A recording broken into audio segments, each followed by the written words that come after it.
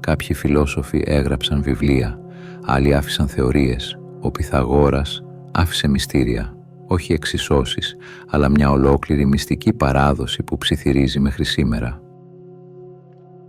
Γεια σου, είμαι ο κοσμικός αφηγητής και αυτό είναι το κανάλι μου, το Κοσμικό Φως. Βρες μια ήσυχη γωνιά, χαμήλωσε τα φώτα, φόρα ακουστικά και ακολούθησέ με σε ένα ταξίδι πέρα από τις λέξεις. Αν βρίσκεις ενδιαφέρουσες την φιλοσοφία, την ψυχολογία και την επιστήμη, με μία μικρή δόση μυστικισμού μην ξεχάσεις να κάνεις εγγραφή. Σήμερα θα μιλήσουμε για τον Πυθαγόρα όχι ως μαθηματικό αλλά ως μύστη, εσωτεριστή και πνευματικό οδηγό που πίστευε ότι η αλήθεια δεν διδάσκεται, αποκαλύπτεται. Μείνε μέχρι το τέλος γιατί θα δούμε πως οι αρχαίες του διδασκαλίες συνδέονται με κάτι πολύ πιο σύγχρονο, την εσωτερική κάθαρση, τη συνειδητότητα και τον τρόπο που μπορείς να αλλάξεις τη ζωή σου από μέσα προς τα έξω. Ας ξεκινήσουμε. Όλοι νομίζουμε πως ξέρουμε τον Πυθαγόρα, τον έχουμε δει στα σχολικά βιβλία να στέκεται δίπλα σε ένα τρίγωνο εξηγώντας μας το θεώρημά του. Αλλά αυτό είναι το πιο μικρό, το πιο επιφανειακό κομμάτι του. Ο πραγματικός Πυθαγόρας δεν είναι αυτός που διδασκόμαστε.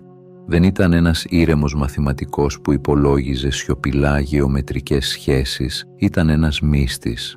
Ένας άνθρωπος που έζησε σαν να είχε ανοίξει μια πόρτα σε έναν κόσμο που οι περισσότεροι δεν βλέπουν ποτέ. Οι αρχαίοι δεν τον περιέγραφαν ως φιλόσοφο με τη σημερινή έννοια, αλλά ως ιεροφάντη, έναν μοιημένο που κατήχε γνώση η οποία, λέγεται, δεν μπορούσε να γραφτεί, μόνο να ψιθυριστεί. Το όνομά του συνδέθηκε με θαυματουργές ικανότητες, περίεργες τελετές και ένα αυστηρό μονοπάτι αυτοπιθαρχίας που λίγοι μπορούσαν να αντέξουν. Και εδώ γεννιέται το πρώτο μεγάλο ερώτημα. Γιατί η ιστορία μας έδειξε μόνο το μαθηματικό κομμάτι του? Τι ήταν αυτό που έπρεπε να μείνει κρυφό? Τι ήταν αυτό που μόνο οι μοιημένοι της κοινότητάς του είχαν τη δύναμη ή το θάρρος να κατανοήσουν? Οι αρχαίοι πίστευαν πως ο Πυθαγόρας δεν δίδασκε, απλώς μετέδιδε κάτι. Μια κατάσταση, μια συχνότητα. Έλεγε πως κάθε αριθμός, κάθε ήχος, κάθε μορφή είναι μια πύλη προς το αόρατο και πως όποιος θέλει να καταλάβει τον κόσμο πρέπει πρώτα να καθαρίσει την ψυχή του. Αυτός είναι ο Πυθαγόρας που δεν μας έμαθαν στο σχολείο, όχι ένας άντρας των τύπων, αλλά ένας άντρας της μοίησης. Όχι ένας δάσκαλος που εξηγεί, ένας δάσκαλος που μεταμορφώνει. Και όσο ξετυλίγουμε το νήμα της ζωής του, ένα πράγμα γίνεται ξεκάθαρο. Υπάρχει ένας Πυθαγόρας που δεν γράφτηκε ποτέ στα βιβλία και είναι ο πιο ενδιαφέρον από όλους.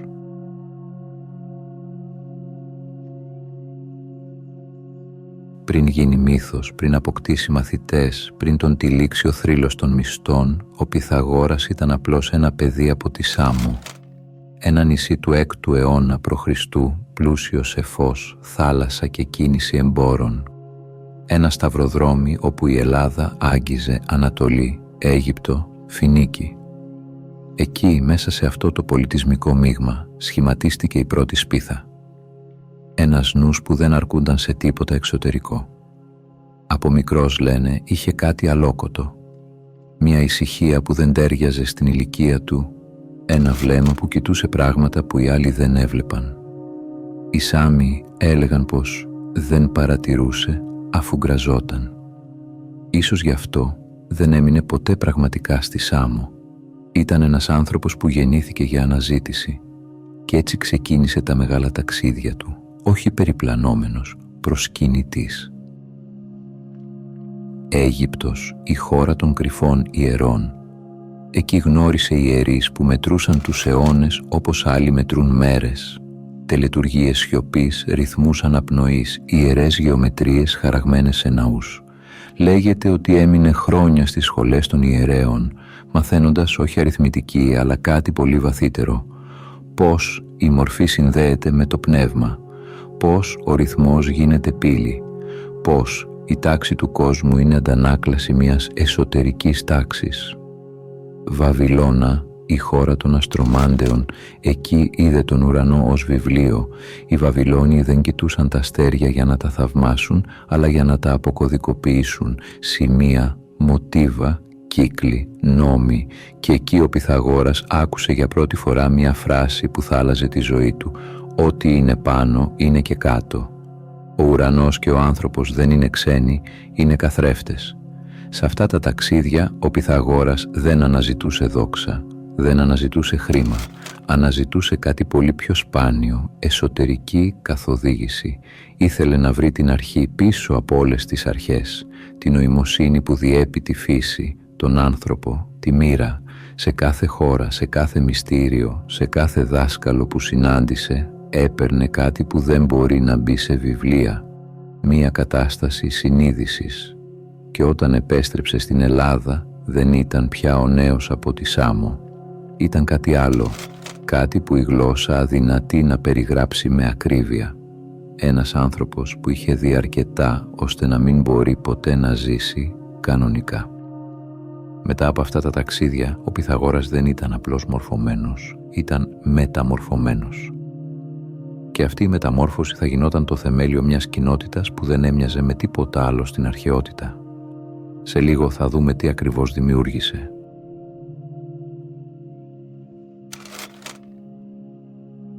Όταν ο Πυθαγόρας έφτασε στον Κρότονα της σημερινής κάτω Ιταλίας, δεν είχε σκοπό να φτιάξει σχολή, είχε σκοπό να φτιάξει τρόπο ζωής. Και αυτό που δημιούργησε δεν θύμιζε τίποτα από όσα υπήρχαν στην Ελλάδα. Δεν ήταν ακαδημία, ούτε φροντιστήριο, ούτε φιλοσοφική ομάδα. Ήταν μία μυστική κοινότητα που ένωνε πνευματική πειθαρχία, πρακτική άσκηση και εσωτερική κάθαρση. Ο Πυθαγόρας δεν στεκόταν μπροστά στους μαθητές του σαν καθηγητής, στεκόταν σαν πνευματικός ηγέτης, σαν κάποιος που είχε δει ένα κομμάτι της πραγματικότητας που οι άλλοι αγνοούσαν. Γι' αυτό και δεν δίδασκε θεωρίες, δίδασκε μεταμόρφωση. Όποιος έμπαινε στην κοινότητά του, δεν έμπαινε απλώς για να μάθει, έμπαινε για να αλλάξει. Ο κώδικας πειθαρχίας. Η καθημερινότητα των Πυθαγορίων ήταν αυστηρή, δεν υπήρχε χώρος για χάος. Όλα είχαν ρυθμό, τάξη, σκοπό, διατροφή, αποχή από το κρέας, καθαρή τροφή, κατανάλωση φασολιών απαγορευμένη για μυστηριακούς λόγους. Άσκηση, όχι για το σώμα, για το νου. Ρυθμός, αναπνοή, αρμονία κινήσεων. Σιωπή, μεγάλες περίοδοι απόλυτης σιωπής για να αφυπνιστεί η εσωτερική φωνή. Αυτοπαρατήρηση. Κάθε μέρα οι μαθητές ρωτούσαν τον εαυτό τους τι έκανα, τι δεν έκανα, τι όφιλα να κάνω. Αυτή η πειθαρχία δεν ήταν τιμωρία, ήταν κάθαρση. Ο Πυθαγόρας πίστευε πως η ψυχή γεννιέται θολή από εμπειρίες, πάθη και παλιές ζωές και πως χρειάζεται να καθαριστεί όπως καθαρίζει σε έναν καθρέφτη για να μπορεί να αντανακλά το θείο. Η κοινότητα ως σύμβολο. Οι Πυθαγόροι ζούσαν μακριά από τον συνηθισμένο κόσμο. Δεν συμμετείχαν στην πολιτική, δεν αναζητούσαν δύναμη, δεν φώναζαν τις ιδέες τους. Ήταν αόρατοι, όπως είναι αόρατη κάθε βαθιά εσωτερική εργασία. Ο αποκλεισμός τους από την κοινωνία δεν ήταν τυχαίος, ήταν συμβολικός, σαν να έλεγαν «Για να δεις τον κόσμο διαφορετικά πρέπει πρώτα να σταθείς έξω από αυτόν». Κι έτσι η κοινότητα έγινε καθρέφτης μιας άλλης πραγματικότητας, μιας ζωής με νόημα, με ύφος, με ιερότητα. Κάθε τελετή, κάθε σιωπή, κάθε κίνηση είχε σκοπό να μετατρέψει τον άνθρωπο σε αγωγό αρμονίας. Στα μάτια των πολλών, οι Πυθαγόριοι ήταν παράξενοι. Στα μάτια των λίγων ήταν μοιημένοι.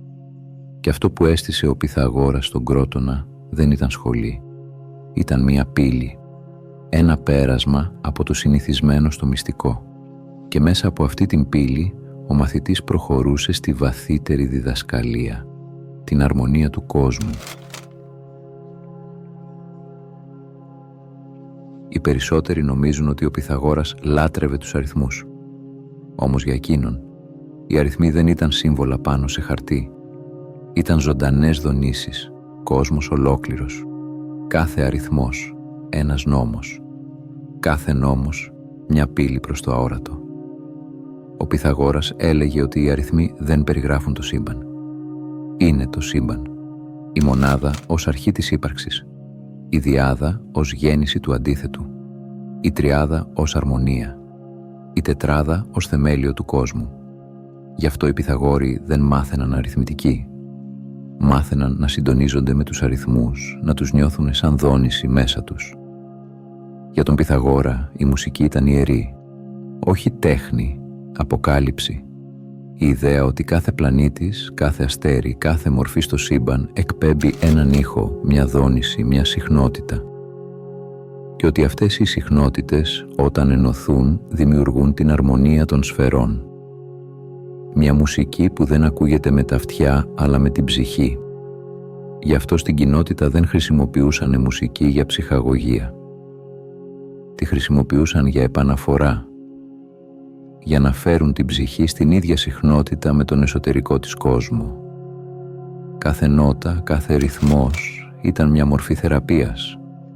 Και όπως η μουσική μπορεί να θεραπεύσει, μπορεί και να διαλύσει, είναι κάθε ήχος που διαταράσει την τάξη της ψυχής, κάθε δυσαρμονία, κάθε εσωτερικός θόρυβος. Οι τελετουργίες των Πυθαγορίων ήταν απλές, αλλά βαθιές. Προσευχή, σιωπή, συγκέντρωση, καθημερινές πράξεις σχεδιασμένες όχι για να ευχαριστήσουν θεούς, αλλά για να ανοίξουν τον νου. Η σιωπή δεν ήταν παύση, ήταν προετοιμασία. Ο καθαγιασμός του νου πριν από κάθε διδασκαλία. Τα σύμβολα, οι τετρακτείς, οι αριθμητικές σχέσεις, τα γεωμετρικά σχήματα δεν ήταν διακοσμητικά. Ήταν χάρτες. Χάρτες που δείχνουν όχι δρόμους, αλλά καταστάσεις ύπαρξης. Ο Πυθαγόρας πίστευε ότι ο μεγαλύτερος εχθρός της σοφίας δεν είναι η άγνοια, είναι το εγώ. Η αιμονή με την προσωπική ιστορία, τις επιθυμίες, τον φόβο και ότι ο σκοπός όλων των διδασκαλιών, των αριθμών, της μουσικής, της σιωπής ήταν να βοηθήσουν τον άνθρωπο να μετακινηθεί από το εγώ στο πνεύμα, από τη σύγχυση στην καθαρότητα, από την επιβίωση στην αρμονία. Αυτή η εσωτερική μεταμόρφωση ήταν το κέντρο όλων, η αόρατη γνώση, η πραγματική μοίηση. Και για όσους άντεχαν αυτή τη διαδρομή, ο κόσμος δεν ήταν ποτέ πια ο ίδιος. Αν υπάρχει μια διδασκαλία που κάνει τον Πυθαγόρα πραγματικά μοναδικό, είναι η θέση του για την ψυχή. Για εκείνον, ο άνθρωπος δεν ήταν απλό σώμα, ούτε καν απλός νους. Ήταν ένα ταξίδι που συνεχίζεται πέρα από το ορατό. Η ψυχή δεν γεννιέται με το σώμα και δεν πεθαίνει μαζί του. Είναι αρχαία, παλιά σαν το φως. Και η ζωή που ζούμε τώρα είναι μία μόνο στάση σε μία ατελείωτη διαδρομή. Ο Πυθαγόρας έλεγε ότι η ψυχή είναι αρμονία. Και επειδή η αρμονία δεν καταστρέφεται, απλώς μεταμορφώνεται, συνεχίζει να υπάρχει μέσα από διαφορετικές μορφές ζωής. Οι μετακινήσεις της ψυχής δεν είναι τυχαίες, είναι μάθημα. Κάθε ζωή ένας καθρέφτης, κάθε εμπειρία ένας δάσκαλος. Και όσο η ψυχή μαθαίνει, ανεβαίνει. Γίνεται πιο λεπτή, πιο καθαρή, πιο κοντά στην αληθινή της φύση. Για πολλούς η μετενσάρκωση είναι απλώς μία μεταφυσική θεωρία. Για τον Πυθαγόρα ήταν εργαλείο. Ένας τρόπος να καταλάβει ο άνθρωπος ότι δεν περιορίζεται στα σύνορα μιας ζωής. Κάθε φόβος, κάθε τάση, κάθε έλξη, κάθε αδυναμία μπορεί να είναι κατάλοιπο μιας άλλης ύπαρξης. Δεν είναι αδυναμίες, είναι μνήμες. Γι' αυτό και η γνώση της ψυχής οδηγεί σε αυτογνωσία.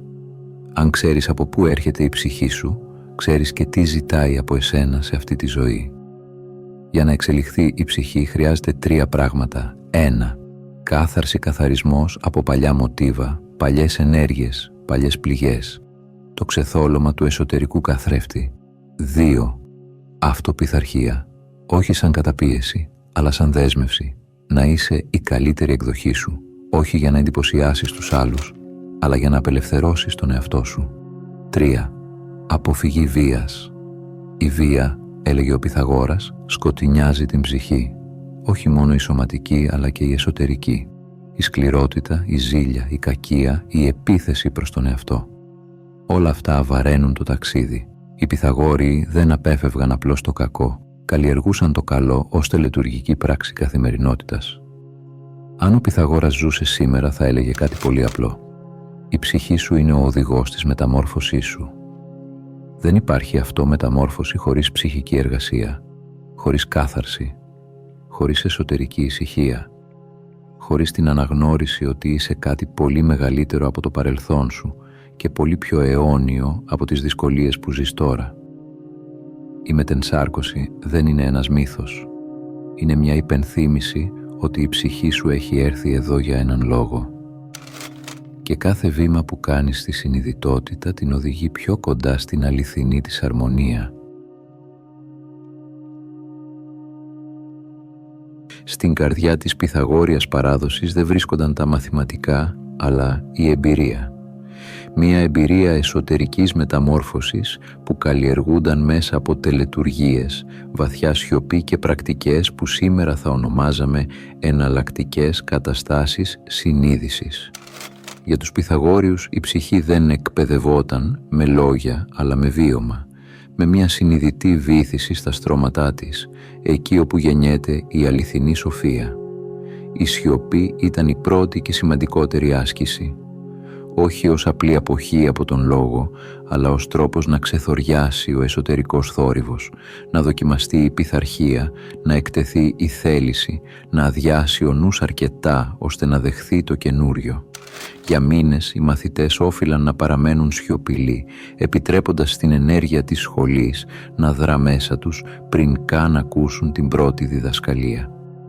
Σε αυτή την κατάσταση γαλήνης εισέρχονταν οι αναπνευστικές πρακτικές και η μουσική. Ο Πυθαγόρας πίστευε πως η αναπνοή είναι η πύλη ανάμεσα στο σώμα και την ψυχή. Ρυθμίζοντάς την, μπορεί κανείς να μετακινήσει τις εσωτερικές συχνότητες, να ανυψώσει τη συνειδητότητα, να βιώσει καταστάσεις καθαρής ενόρασης. Η μουσική λειτουργούσε σαν ένας χάρτης. Κάθε νότα, μία δόνηση, κάθε δόνηση, ένα μονοπάτι προς την αρμονία του σύμπαντος. Αυτές οι πρακτικές θυμίζουν άλλα αρχαία μυστήρια. Στα διονυσιακά τελετουργικά ο άνθρωπος προσπαθούσε να υπερβεί τον εαυτό του, να φτάσει σε μία έκσταση όπου το εγώ διαλύεται. Στον ορφισμό η ψυχή επιχειρούσε να απελευθερωθεί από την ύλη μέσα από καθαρμούς και ιερά άσματα. Οι Πυθαγόροι δεν αναζητούσαν τη μέθη ούτε την έκσταση, αναζητούσαν τη διάβγεια, την ήρεμη υπέρβαση που φανερώνει την κρυμμένη τάξη του κόσμου. Μέσα από αυτές τις τελετουργίες ο μαθητής άλλαζε ριζικά τον τρόπο με τον οποίο έβλεπε τη ζωή. Η καθημερινότητα αποκτούσε ιερότητα, οι πράξεις συνέβαιναν με επίγνωση. Η σχέση με το Θείο δεν ήταν εξωτερική αλλά εμπειρική. Μια αίσθηση ότι το σύμπαν δεν είναι κάτι εκεί έξω, αλλά κάτι που αναπνέει μέσα σου. Και η συνειδητότητα, όταν ανοίξει, δεν ξανακλίνει ποτέ. Αν κοιτάξει κανείς προσεκτικά, ο Πυθαγόρας δεν είναι μια σκονισμένη φιγούρα της αρχαιότητας. Είναι ένας πρόδρομος των πιο σύγχρονων πνευματικών διδασκαλιών. Πριν ακόμη εμφανιστούν όροι όπως αυτοβελτίωση, νόμος της έλξης ή ενσυνειδητότητα, ο Πυθαγόρας δίδασκε μια φιλοσοφία που παντρεύει την εσωτερική πειθαρχία με την κοσμική αρμονία, μια διδασκαλία όπου η προσωπική εξέλιξη δεν είναι επιλογή αλλά φυσική συνέπεια του να ζεις ευθυγραμμισμένος με τον νόμο του σύμπαντος. Για τους Πυθαγορείους η ευθυγράμμιση ξεκινούσε από κάτι απλό, πειθαρχία. Όχι αυστηρότητα, αλλά συνειδητότητα. Η καθημερινή ζωή έπρεπε να είναι οργανωμένη σαν μουσική κλίμακα. Όταν το σώμα, ο νους και η ψυχή βρίσκονται σε συνοχή, τότε η πραγματικότητα ρέει διαφορετικά. Η ενέργεια γίνεται καθαρή, οι αποφάσεις ξεκάθαρες και αυτό που σήμερα ονομάζουμε εκδήλωση ήταν τότε η φυσική αντίδραση ενός ανθρώπου που ζει σε αρμονία με τους εσωτερικούς του νόμους. Αντίστοιχα, η θεωρία του Πυθαγόρα πως τα πάντα είναι αριθμός μοιάζει αξιοσημείωτα με τη σύγχρονη ιδέα ότι το σύμπαν είναι ενέργεια και συχνότητες. Για εκείνον κάθε σκέψη έχει δόνηση, κάθε πράξη έχει ηχόχρωμα, κάθε επιλογή αλλοιώνει την αρμονία του προσωπικού μας πεδίου. Αυτό δεν απέχει καθόλου από τον πυρήνα του νόμου της έλξης, όπου η εσωτερική κατάσταση καθορίζει το εξωτερικό αποτέλεσμα. Δεν προσελκύεις απλώς κάτι, το εκπέμπεις. Τα μυστικά δόγματα της σχολής λειτουργούν σήμερα σαν πρακτικά εργαλεία για κάποιον που θέλει να ζήσει με υψηλή συνείδηση. Η σιωπή για επανασύνδεση με τον εαυτό, η πειθαρχία για καθαρή ενέργεια, η μουσική ή οι δονήσεις για εναρμόνιση του νου, η συνειδητή αναπνοή για εσωτερική ευθυγράμμιση, όλα αυτά είναι πρακτικές που βλέπουμε σε πρακτικές ενσυνειδητότητας, στις αναπνευστικές τεχνικές, στη διαλογιστική θεραπεία. Και πώς μπορούν να εφαρμοστούν σήμερα? Ξεκινώντας από μικρά βήματα. Μία καθημερινή στιγμή σιωπής για επαναφορά. Μία αναπνοή που γίνεται με πρόθεση. Μία συνειδητή επιλογή που τιμά την ψυχή αντί για την παρόρμηση. Η ζωή γίνεται αρμονία όταν τη ζεις με επίγνωση. Και αυτό είναι το πιο πυθαγόριο πράγμα που μπορεί να κάνει κανείς στη σύγχρονη εποχή. Ο Πυθαγόρας, πέρα από κάθε εκπαιδευτικό στερεότυπο, αναδύεται μέσα από την ιστορία σαν μια φιγούρα φωτός, όχι ο ψυχρός μαθηματικός των εγχειριδίων, αλλά ένας μύστης που αναζήτησε το βαθύτερο νόημα της ύπαρξης. Η ζωή του ήταν μια αδιάκοπη πορεία προς την εσωτερική καθαρότητα, την πνευματική πειθαρχία και τη μεταμόρφωση της ψυχής. Δεν έβλεπε τη γνώση ως πληροφορία, αλλά ως τρόπο ζωής. Κάθε αριθμός ήταν μια δόνηση, κάθε πράξη μια αρμονία, κάθε σκέψη μια κίνηση μέσα στο αόρατο σύμπαν. Κοιτώντας πίσω σε όλα όσα εξερευνήσαμε, γίνεται ξεκάθαρο ότι ο Πυθαγόρας δεν προσπάθησε ποτέ να χτίσει μία σχολή για να διδάξει. Προσπάθησε να χτίσει έναν δρόμο για να αφυπνίσει. Η Ακαδημία του λειτουργούσε σαν πύλη, όχι προς τη γνώση, αλλά προς την αυτογνωσία. Σιωπή, πειθαρχία, κάθαρση, μουσική, αριθμοί, όλα ήταν εργαλεία για να ακούσει κανείς την ψυχή του. Γι' αυτό και οι διδασκαλίες του μοιάζουν τόσο σύγχρονες, γιατί δεν απευθύνονται στον νου, αλλά στον εσωτερικό άνθρωπο. Και ίσως εδώ βρίσκεται το πραγματικό μήνυμα για τον θεατή. Δεν χρειάζεται να ταξιδέψει κανείς στην Αίγυπτο ή στη Σάμο για να συναντήσει τα μυστήρια. Η πραγματική μυστική πορεία είναι αυτή που μπορεί να ξεκινήσει μέσα στη δική του ζωή, μέσα στην καθημερινότητα, στις επιλογές, στις μικρές σιωπές. Κάθε άνθρωπος μπορεί να ζήσει πυθαγόρια, όχι επειδή θα μάθει τους αριθμούς, αλλά επειδή θα αρχίσει να ζει πιο κρυστάλλινα, πιο συνειδητά, πιο εναρμονισμένα με τον βαθύτερο εαυτό του. Γι' αυτό πριν φύγεις, άφησε ένα μικρό ερώτημα να αιωρείται μέσα σου. Αν η ζωή σου ήταν μία μυστική σχολή, τι θα σε δίδασκε αυτή τη στιγμή? Ποιες σκέψεις χρειάζονται κάθαρση? Ποιες επιλογές ζητούν ευθυγράμμιση? Ποια αλήθεια παλεύει να γεννηθεί μέσα σου? Ο Πυθαγόρας μας θυμίζει ότι η γνώση δεν υπάρχει για να την κατανοούμε, αλλά για να τη βιώνουμε, να τη ζούμε, να την αναπνέουμε. Και όταν η γνώση γίνει εμπειρία, τότε η ζωή πάβει να είναι σύμπτωση και γίνεται αρμονία.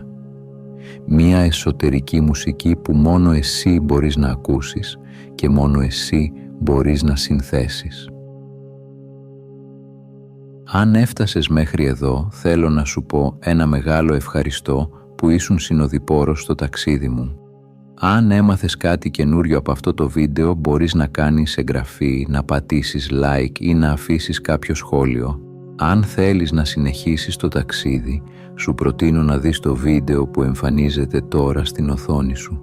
Από όποιες συντεταγμένες του κόσμου κι αν μ' ακούς, να προσέχεις τον εαυτό σου και να πας στο καλό.